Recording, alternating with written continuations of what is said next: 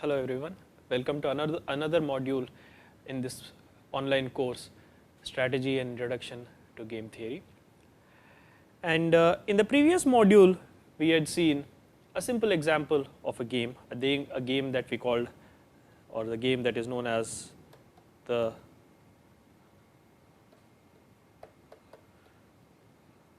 prisoner's dilemma, and we said this is a simple game. Let me just try to describe this game again for the sake of continuity. Of course, we represented this game as a game table in which we represented along the rows the different possible actions of prisoner 1, along the columns the possible actions of prisoner 2, and of course, we said prisoner 1 and prisoner 2 can either confess, which is represented, of course, C stands for confess, D stands for deny. Similarly, C stands for confess for prisoner 2 and deny for prisoner 2. When prisoner 1 and prisoner 2 both confess, of course, each gets minus or a 3-year prison sentence, which means each gets a payoff of -3. When prisoner 1 and prisoner 2 both deny, each gets -1, a prison sentence of -1 each. Now, of course, when prisoner 1 confesses and prisoner 2 denies, prisoner 1 gets 0, the prisoner 2 who denies gets a 4-year prison sentence, which is -4. On the other hand, again, when prisoner 1 denies and prisoner 2 confesses, prisoner 1 gets a 4-year prison sentence, -4, and prisoner 2 walks free, he gets 0 years. All right, this is just a brief recap of the game table of the prisoner's example of prisoner's dilemma that we looked at in the last module. What we want to do now is we want to try to analyze this game and start to understand how are the prisoners going to behave in this situation. What are the strategies that the prisoners are going to use? What is the thinking that is going to go on in the minds of these prisoners? What are they going to look at this game, look at their options, or look at the possible actions that are available to them, and think about how to play this game? Well, let's start by looking at the thought process of prisoner 1. Prisoner 1 is thinking, well, let us say prisoner 2 is choosing to confess. If prisoner 2 is choosing to confess, which means his action is basically he is confining the game to the first column. If prisoner 2 is confessing, we are talking about the first column, which corresponds to prisoner 2 confessing. Well, if prisoner 2 indeed confesses, which prisoner 1, by the way, does not know about, this is only a hypothetical, this is a thought process, this is only a hypothetical, this is a hypothesis that prisoner 1 is thinking about. If prisoner 2 confesses, then it is better off for prisoner 1 to confess, and that you can clearly see that, because if prisoner 1 confesses, he gets a 3-year prison sentence. On the other hand, if he denies, because prisoner 2 is confessing, if prisoner 1 is going to deny, then he is going to get a 4-year prison sentence, because prisoner 2 is now going to act as a witness against prisoner 1, right. So, if prisoner 2 confesses, then you can clearly see -3, the way to look at it from the game table is -3 is better than -4. So, the way we express it, we say is that prisoner 1 is better off confessing than denying. If prisoner, and I am going to mark this by an orange box, which is if prisoner 2 confesses, prisoner 1 is better off confessing than denying, and this is known as the best response.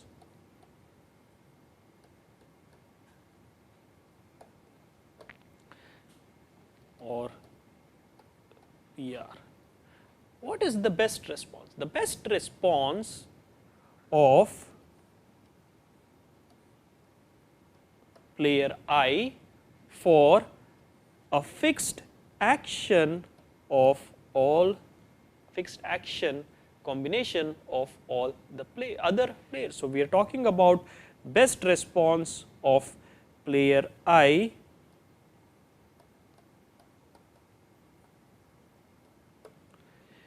given the fixed action of all the other players, given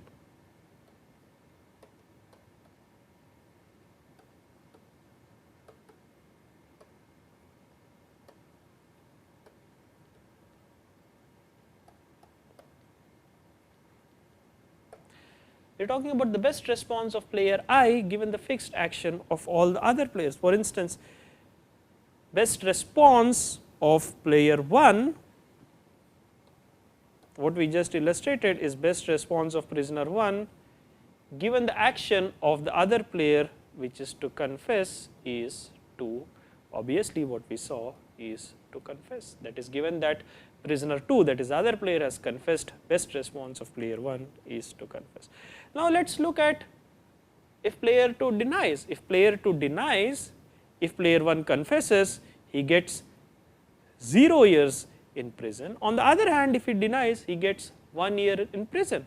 So, again the best response of player 1 if player 2 is denying under the fixed action that player 2 is denying is to confess, right. So, if player 2 is denying, confession makes him walk free, denying gives him 1 year in prison. So, basically the best response of player 1 to deny is also to confess, that is the best response of player 1 to deny of player 2 is also to confess. On the other hand, now let us look at the thought process of player 2. We have looked at the thought process of player 1, now let us look at the thought process of player 2. Of course, player 2 is also thinking if, or prisoner 2 is also thinking if prisoner 1 is confessing, prisoner 1 is confessing in the sense that he is choosing row 1, then if prisoner 2 confesses, he gets 3 years in prison, but if prisoner 2 denies, because now there is evidence against him, he gets 4 years in prison. So, he is better off confessing, his best response is confessing, indeed because this game is symmetric between prisoner 1 and prisoner 2. And similarly, if prisoner 1 is denying, that is, he is choosing the second row, then again prisoner 2 is better off confessing, because confessing makes him walk free, while denying gives him 1 year in prison. So, again he is better off confessing, which is I am marking by the circles. So, his best responses, we already looked at the best responses of player 1, best response of player 2 given player 1 confesses is to confess. Also here you can see best response of prisoner 2 given player 1 denies is also to confess. Best response of player 2 given player 1 denies is also to confess. This is the best response of player 2 given player 1 denies is also to confess, right. So, we have the 4 best responses. This is known as the best response dynamic of the game. This is known as the best response dynamic, right. Let me just write this down here. This is known as the best response strategy or the best response dynamic of this game. And what is interesting is if you go back to this game now, and you can see now that there is a special box in this game, and that special box, everyone should be able to see that, is where there is both a square and a circle in the same box. That is where the best responses are intersecting. This is where the best responses intersect. That is, in outcome C, C, prisoner 1 is playing the best response to prisoner 2, because if prisoner 2 is choosing C, best response of prisoner 1 is C. If prisoner 1 is choosing C, best response of prisoner 2 is to choose C. For instance, that is not true in the box D comma C. In the box D comma C, prisoner 2 is playing the best response, but prisoner 1 is not playing the best response, because if prisoner 2 chooses C, best response of prisoner 1 is to choose C, not D, right. That is also not happening in box C comma D. It is also not happening in box D comma D, because here none of them are playing their best response. It is only in box C comma C that both the players are playing their best response. This is known as the Nash equilibrium of the game. This is known as the Nash equilibrium of the game. So this is one of the fundamental concepts of a game. This is known as a Nash, which we are going to keep coming back to again and again, and this is a very important concept, a concept on which the entire theory of games is based, is the concept of a Nash equilibrium. What is a Nash equilibrium? Simply put, a Nash equilibrium is the intersection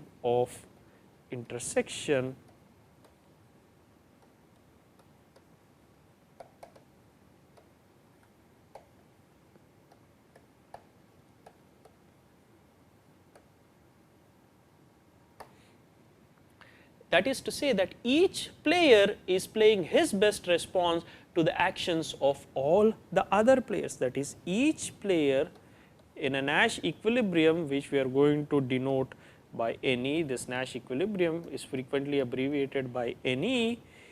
In NE, each player is playing his best response to the actions of all the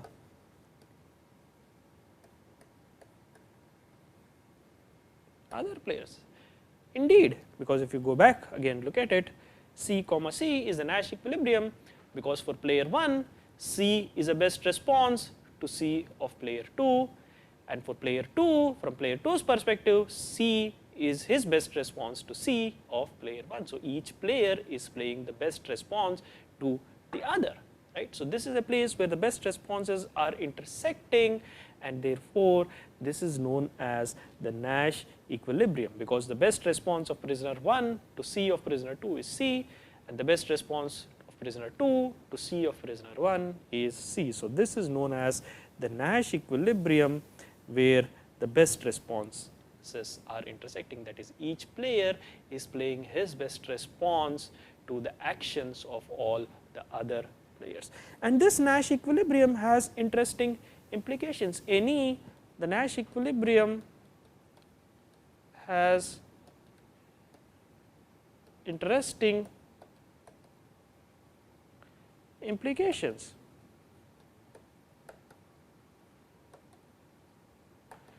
This Nash equilibrium can also be understood intuitively as a self-sustaining outcome. NE is a self-sustaining, the NE is basically a self-enforcing. This can also be thought of as a self-enforcing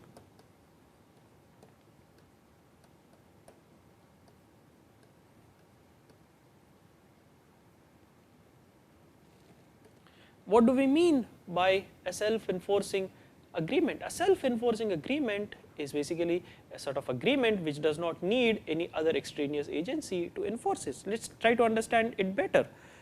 If we go back and take a look at this game, let us for instance assume that before going into their interrogation rooms, prisoner 1 and prisoner 2 agree to choose the outcome deny, deny, which is better for both of them, because each one receives only a 1-year prison sentence. Is this agreement self-enforcing? Well, not really. Let us write this game again clearly so that I can illustrate my point, which is basically CD, CD, P1, P2, minus 3, minus 3, minus 1, minus 1, 0, minus 4, minus 4, 0. Is this agreement self-enforcing? If both the players choose on D, is this agreement self-enforcing? You can clearly see no, because the moment they go into their interrogation rooms, prisoner 1 has an incentive to deviate, he has an incentive to deviate to confess, which will give him 0 years in prison. In fact, prisoner 2 also has an incentive to deviate, which will change or reduce his prison sentence from 1 year to 0. So, even though they agree that they are going to choose D,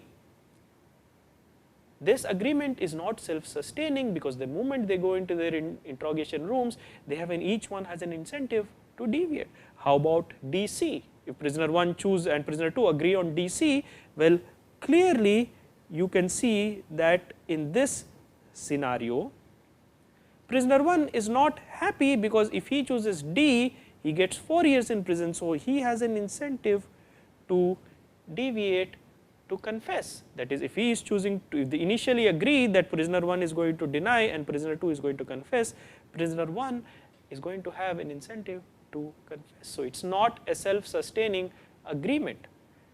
Similarly,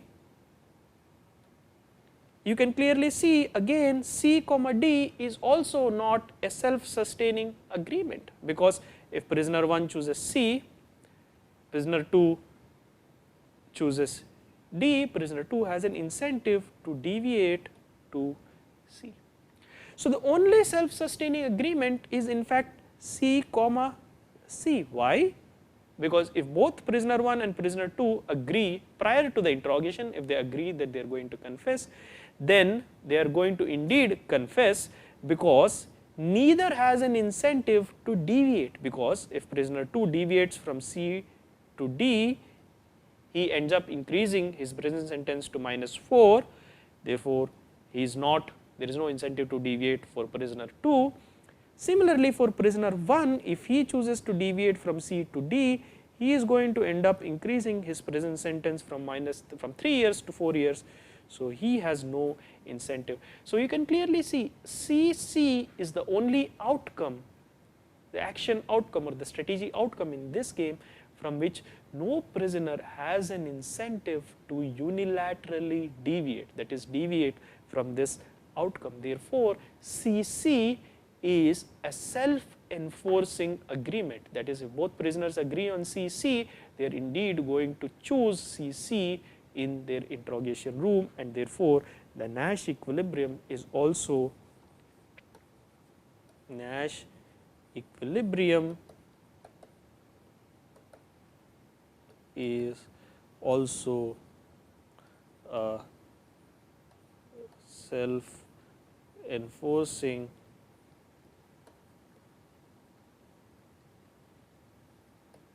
the Nash equilibrium is also a self-enforcing agreement. What is another way to talk about a Nash equilibrium? A Nash equilibrium also, as we said, is that is where no player has an incentive to deviate unilaterally, right. Let us talk about that again. I mean, although we have talked about it, let us try to go through that again. Let me just draw the game table, right. CD, CD, P1, P2, -3, -3, -1, -1, -4, 0, 0, -4. If you look at the outcome CC, then prisoner 2 does not have an incentive to deviate, because if he deviates from C to D, he can get -4. He is going to increase his prison sentence to 4 years. Similarly, if prisoner 1 deviates from C to D, he is going to increase his prison sentence to -4. So, he does not have an incentive to deviate. How about DD? From DD, both have an incentive to deviate, because from DD, prisoner 2 can deviate to 0, prisoner 1 can also deviate to confess. Similarly, how about CD, that is confess for prisoner 1, deny for prisoner 2. From this, prisoner 2 has an incentive to deviate to confess. Same thing with deny for prisoner 1 and confess for prisoner 2. Prisoner 1 has an incentive to deviate from deny to confess, to reduce his prison sentence from 4 years to 3 years. Right? So, the only possible outcome from which no one has an incentive to deviate unilaterally means by himself, is the outcome confess confess. So, Nash equilibrium is also frequently stated as outcome from which no player has an incentive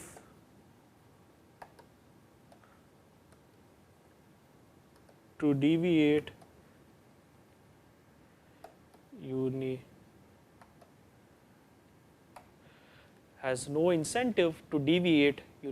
So, a Nash equilibrium is an outcome from which no player has an incentive to deviate unilaterally. That is the key word here, unilaterally.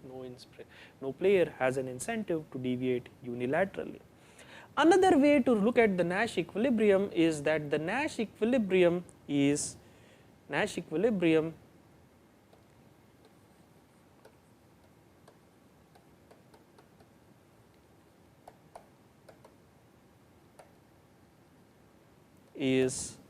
a no regret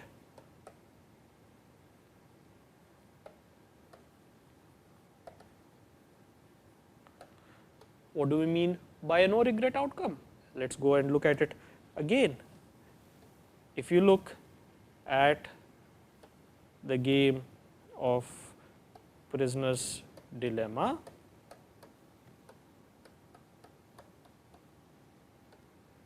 you can again see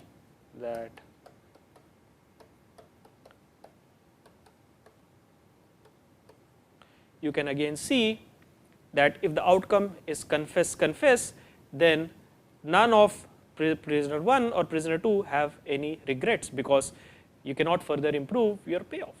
But if the outcome is confess deny, then prisoner 2 has a regret, because he can always he feels he should have chosen confess instead.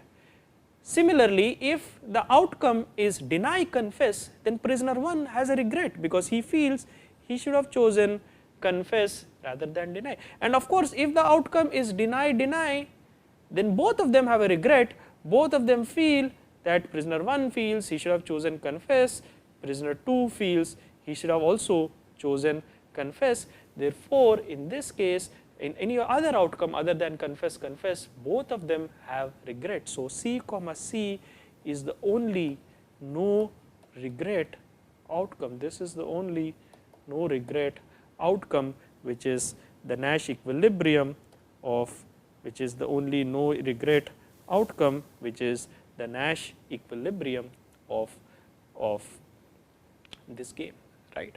So, there are multiple ways to understand a Nash equilibrium. A Nash equilibrium is fundamentally where the best responses intersect. Each individual player is playing his best response to the collective actions of all the other players, and this is true of every individual player, not just one player, but every individual player is playing his best response. As a result, this is a self-enforcing or a self-fulfilling or a self-enforcing agreement. This is also an outcome from which none of the players have an incentive to deviate unilaterally, right? And also, this is also a no regret outcome. In this outcome, none of the players have any regrets that they could have improved their payoff or utility by choosing a different action. Right. So, a Nash equilibrium has all these interesting interpretations and is one of the fundamental most important concepts of a game, or one of the most important tools used to analyze, or one of the most important paradigms used to analyze a game. Let us formally define the Nash equilibrium before closing this module. The Nash equilibrium we call an action profile A1 star, A2 star, so on An star as a Nash equilibrium, An star as a Nash equilibrium if this is a Nash equilibrium if for each player I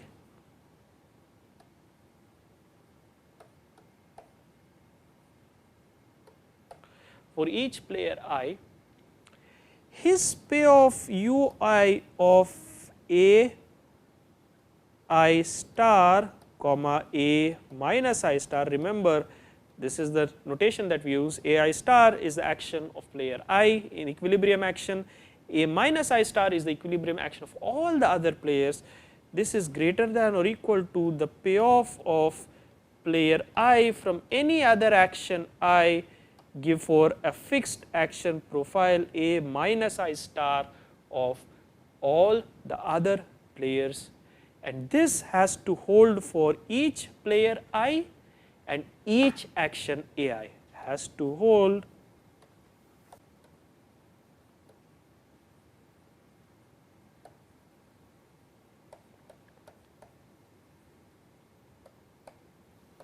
and each action I. Let us think about this. What does it mean? It means that AI star, that is given A minus I star, fixed A minus I star of all the other players, AI star yields a higher payoff compared to any action, any other action AI for player I. So therefore means AI star is the best response. This means AI star is the best response to A minus I star. So player I is playing his best response A I star, and this has to hold for all the players I, which means each player has to play his best response. So it's player I is playing the best response, and this is true for all the players I, that is all players are playing their best response. So this is indeed the definition of the Nash equilibrium. So the Nash equilibrium can be represented mathematically using UI, AI star, that is we call a strategy profile or an action profile A1 star, A2 star up to AN star in an n player game. Remember, I forgot to mention this, in a general n player game. We call this as a Nash equilibrium if UI of AI star A minus I star is greater than or equal to UI, the payoff from any action AI, comma, for fixed action profile A minus I star of all the other players, which means AI star is the best response to A minus I star, and this is true for all the players I, that is each player I is playing his best response. So this is the definition of the Nash equilibrium. Alright, so this completes this module. This is a slightly important module because we have developed several, it's talked about the most important concept of game theory, that is the Nash equilibrium. So try to understand it thoroughly before you proceed on to the next modules, because this is an idea, a key idea that we are going to keep coming back again and again to analyze the properties of games, the behavior of these different agents or these different players in these various games. Alright, thank you very much, and we will conclude this module here. Thank you.